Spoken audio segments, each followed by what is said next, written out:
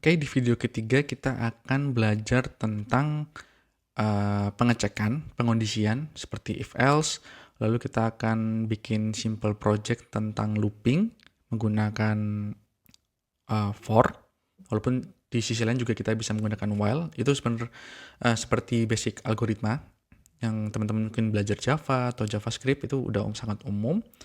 Lalu juga ada operator logikal seperti mod, lalu sama dengan seperti itu.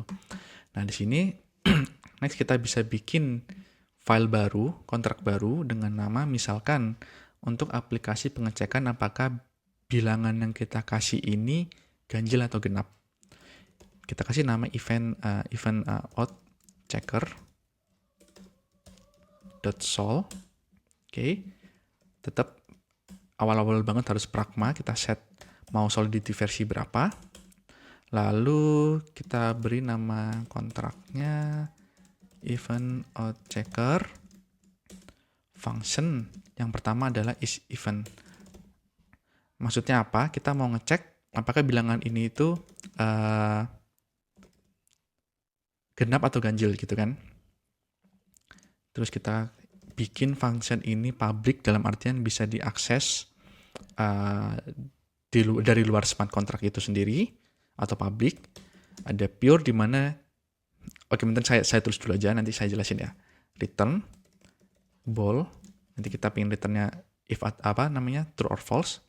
Terus return num mod 2 dengan 0. Nah, penjelasannya adalah jadi nama function kita adalah event di mana dia menerima suatu parameter bernilai bilangan bulat dengan nama 6. Terus di sini fungsinya kita set sebagai public, nanti bisa diakses dari yang setelah deploy. Terus pure ini maksudnya apa? Maksudnya adalah kita tidak menggunakan variabel yang ada di luar seperti tadi yang ada di sini.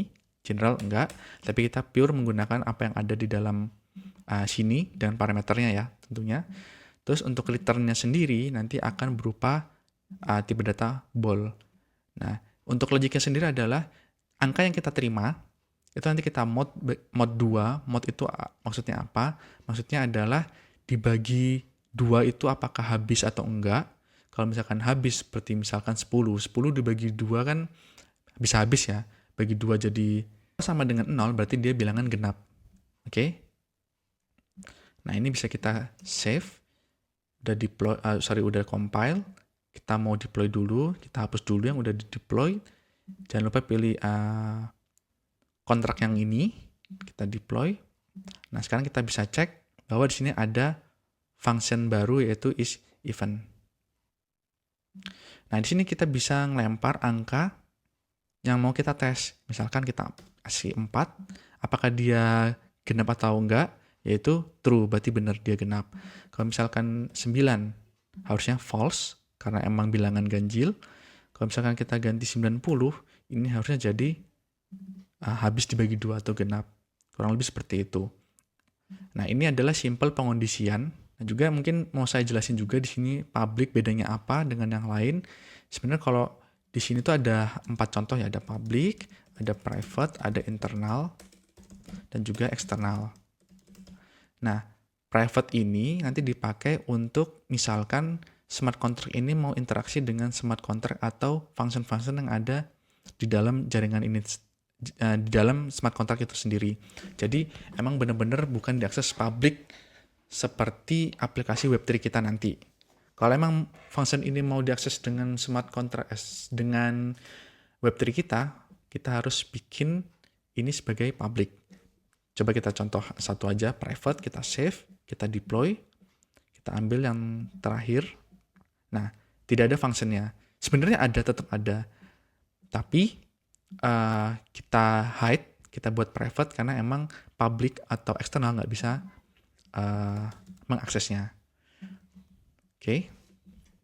Terus ini yang pure ini saya juga mau jelasin dikit bedanya apa. Kalau kita misalkan balik ke yang counter, di sini adalah view. View ini artinya apa? View ini berarti function ini hanya bisa membaca. Hanya bisa membaca. Oke, nah function selanjutnya adalah kita coba untuk perulangan, yaitu kita bisa bikin function dengan nama loop sum atau penambahan. Kita terima nanti angkanya berapa yang mau di looping. Kita juga ini tulis public, pure, returns-nya yaitu sama, uint juga. Terus logiknya apa? Kita bikin counter dulu namanya sum sama dengan 0, kita mulai dari 0, lalu kita ulangin nih nilai yang ada yang kita terima. Pertama kita set dulu looper kita berapa, terus kalau i kurang dari sama dengan n, angka yang kita terima, maka i-nya counternya akan nambah. Oke, sama seperti Java atau yang lainnya ya, mirip banget. Terus di sini logiknya hanya sum plus sama dengan i. Jadi nilai total itu akan bertambah mengikuti yang ada di sini. Contohnya apa? Nanti kita coba ya. Kita return dulu sum. Return sum. Gini ya. Nah, sekarang kita udah ini lagi loading, lagi compiling. Udah compile. Kita deploy, kita hapus dulu yang ini. Oke, kita hapus. Kita deploy. Nah, di sini kalau misalnya kita isi 1, kita klik, maka kembaliannya adalah 1. Kenapa? Karena saat ini 0, ini kan awalnya 0, ditambah n-nya ini, yaitu 1. Ya udah berarti 1. Kalau misalnya kita melakukan perulangan 2 kali, nilainya adalah 3. Kenapa? Karena pertama 0 ditambah 1. Nah, berarti kan udah looping 1 kali. Terus untuk looping yang kedua, berarti adalah 1 ditambah 2. Yaitu 3. Nah, kalau misalkan 3, kita loop jadi 6, karena ya emang 0 ditambah 1, 1, 1 ditambah 2, 3, 3 ditambah looping yang terakhir 3, yaitu 6, dan seterusnya. Jadi ini contoh basic untuk pemrograman pertama, pengondisian dulu. Yang kedua di sini kita udah belajar tentang perulangan.